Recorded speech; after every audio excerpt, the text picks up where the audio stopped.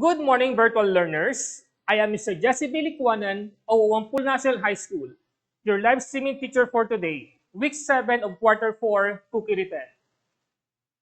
Make sure that you have your paper, pen, and module ready as we go along with our discussion. For today's learning competency, prepare and cook meat. For our learning outcomes, 1.2, select suitable plate according to standard in serving meat dishes.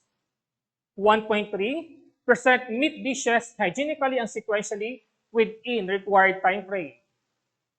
And for our learning objectives, identify the guidelines in selecting plates suitable for serving meat dishes according to standard. Objective number 2, present meat dishes hygienically and sequentially. Learning objectives number 3, appreciate the importance of plating and presenting meat dishes hygienically and sequentially. Now, class, before we move on with our new topic, let's have first a short recap about the previous lesson. All you must do is identify the underlined word or words, whether it is a true or false. Just key in your answer in the comment box section and you will be given 5 seconds only. So now, let's start.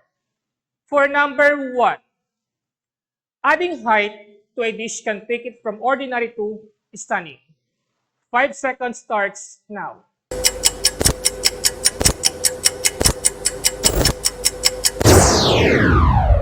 If your answer is true, then you are correct. What about number 2? Main food items are arranged without any garnishes. 5 seconds starts now.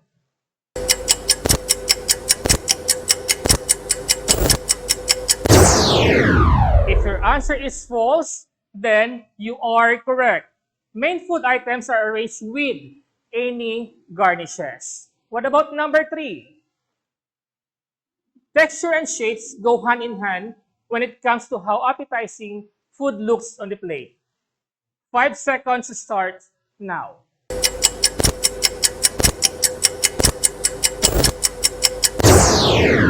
If your answer is false, then you are correct. Texture and colors go hand in hand. What about this number 4? Centerpiece may be an uncut portion of the main food item. Timer starts now.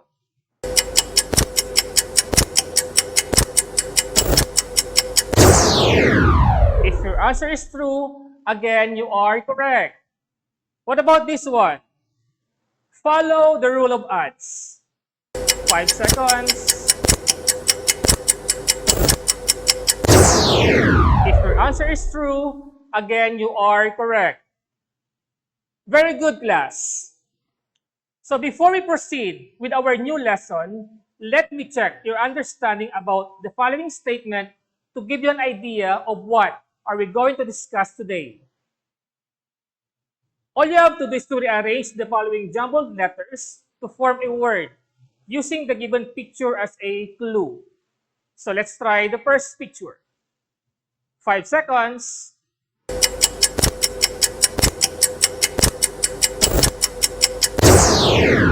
If your answer is framework, you are correct. What about this one? Timer starts now.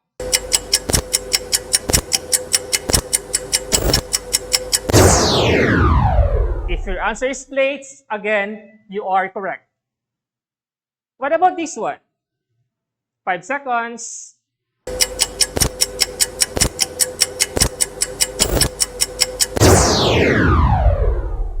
If your answer is colors, then again, you are correct. Next, 5 seconds.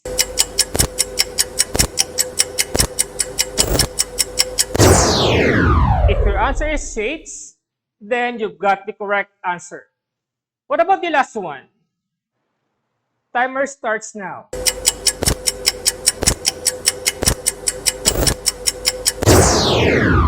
If your answer is garnishes, again, you are correct. Very good, class. Moving on to our topic. Select and present meat dishes hygienically and sequentially using suitable plate according to standard. Customer satisfaction begins with the eyes. Good food presentation provides an impression to customers. Customers eat first with their eyes, and creative plating enhances both the look and taste of your food. We must consider the 5 elements of plating. The first element is create a framework. The second one, keep it simple. Take note, simple is beautiful. The third one is you are going to balance the dish. The fourth one, get the right portion size. And then lastly, highlight the key ingredient. Another thing to consider in plating is the different guidelines for choosing a plate. So the first one, choose the right size of the plate, making it sure that you are actually plating a certain food that desired a specific size or the right size of the plate. For number 2, choose a complementary color. If you are trying to plate a darker food, make sure to use a light colored plates. For number 3, choose the correct styles of the plate. Aside from the elements and guidelines in plating, we also consider some general safe food handling tips. What are those? The first one, do not wipe your hands on your clothing as this can easily transfer microbes and bacteria. The second one, use paper towels to clean up during food preparation and serving. For number 3, never run in food production or service areas just to avoid accident.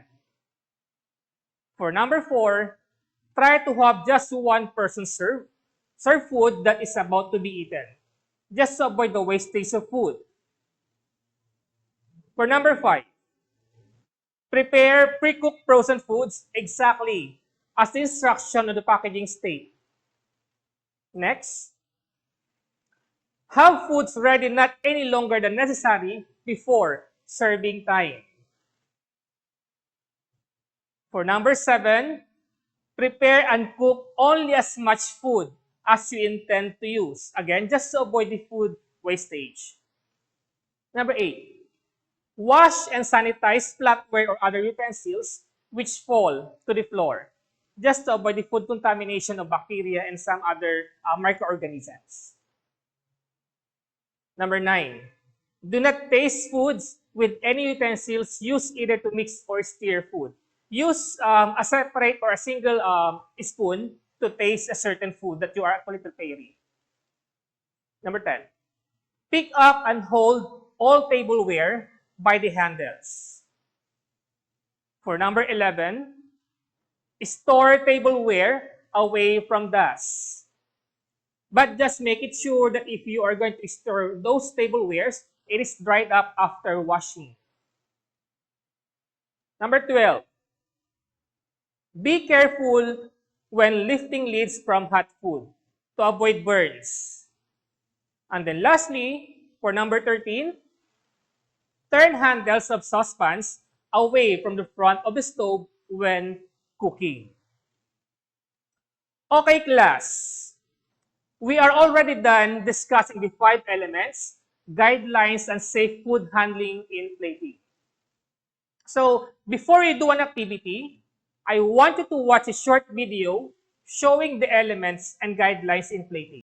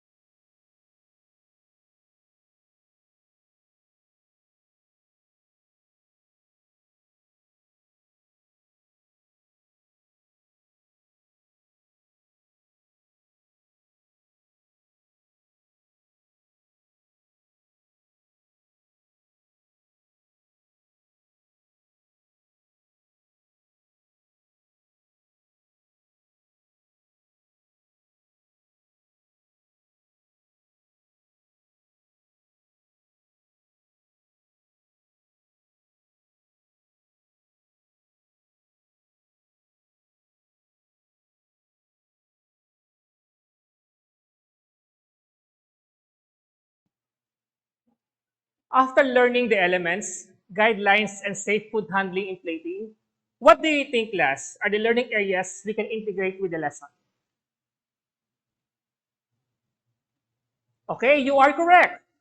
Arts and health, considering the elements and safety in food handling. So before I will give you a quiz for today, I want you to complete the following phrases by expressing what you've learned today. I know, I will apply, and I will share. Allow me to share you mine. I know the 5 basic elements in plating. I will apply the different guidelines for choosing plates. And I will share the importance of knowing some general food handling tips. Now, class, I will give you a short quiz about our lesson today. All you must do is fill in the blanks with the correct word or missing word in the following statements. Write your answer in your activity notebook. You will be given 5 seconds only to answer. Now, let us start. For number 1, use paper towels to blank up during food preparation and serving. What is the word? 5 seconds starts now.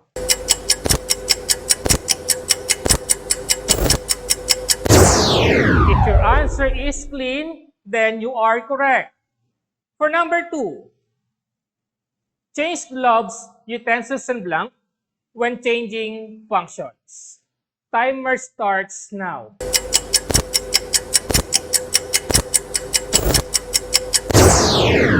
The correct word is dishes. And for number 3, wash and sanitize flatware or other utensils which blank to the floor. Timer starts now.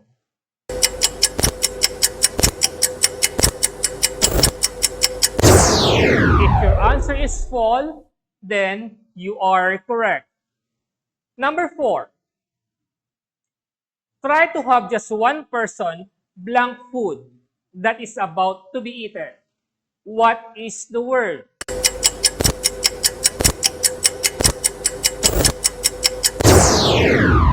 If your answer is served, again, you are correct. What about the last one? Pick up and hold all tableware by the blank. Your timer starts now.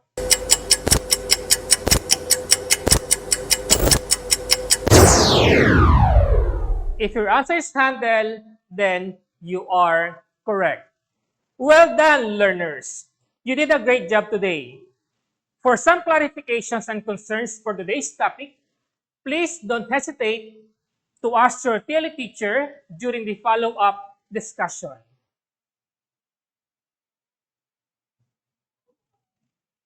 And for home activity, prepare any meat dishes you prefer to cook with the help of your parents or guardians. Make use of the ingredients that you have on hand. Plate your output and follow the guidelines for selecting a suitable plate for serving meat dishes. The scoring rubric will be used to grade your work. Use of color, 20. Balance, 20. Appearance and creativity, 20. And 50 points for overall product presentation. That would be all for today, class. I hope you've learned a lot. I am your cookery teacher for today, Mr. Jessie Licuanan of Wawangpulo National High School. Leaving this message from Gordon Ramsay, put your head down and work hard. Never wait for things to happen. Make them happen for yourself through hard graft and not giving up.